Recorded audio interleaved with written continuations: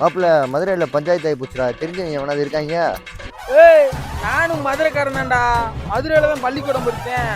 மதுரையில எல்லா பள்ளிக்கூடம்லாம் நிறைய பழக்கவழக்கம் நிறைய இருக்கு. தந்து முந்தி எல்லா அக்காவும் புழங்கிட்டு தான் வந்திருக்கான். நமக்காடி நம்மகிட்ட போய் மதுரையில பழக்கவழக்கம் கேட்கறாங்க. அண்ணன் பெரிய ஆளா இருப்பார் போல. யாரு இவன்? இரு இல்ல மாப்பிள்ள இல்ல மாப்பிள்ள மதுரையில இல்லாமடா கோயம்புத்தூர் இல்லாமடா பிரச்சனை. இன்னும் ஈஸியா போச்சு. மதுரையை விட கோயம்புத்தூர் நமக்கு ரொம்ப பழக்க வழக்கம்.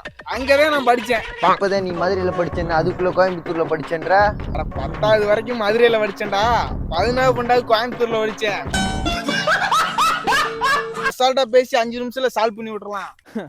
தமிழ்நாட்டுல நமக்கு தெரியாத இடமா இவங்க வேற.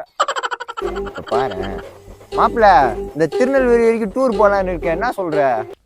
அட திருநெல்வேலியால ரொம்ப சுலபமா போச்சு. திருநெல்வேலி நம்ம பழு எல்லாம் இருக்கானுல. நீ எங்கன்னு மட்டும் சொல்லு, நான் எல்லாத்தையும் பாத்துக்குறேன். அங்க என்னடா பண்ண?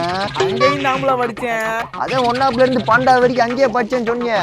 அட ப்ரீகேஜில இருந்து யூகேஜி வரைக்கும் அங்க தாமளா படிச்சேன். நம்ம போகாத இடமே கிடையாது. மோனே ரகு சேட்டா சம்சாரிக்கும். மலையாளம்லாம் பேசிட்டு போறாரு. இல்லை, எதை வேற கேட்டுறாத, அப்புறம் அதுக்கு ஒரு கதை சொல்லுவேன்.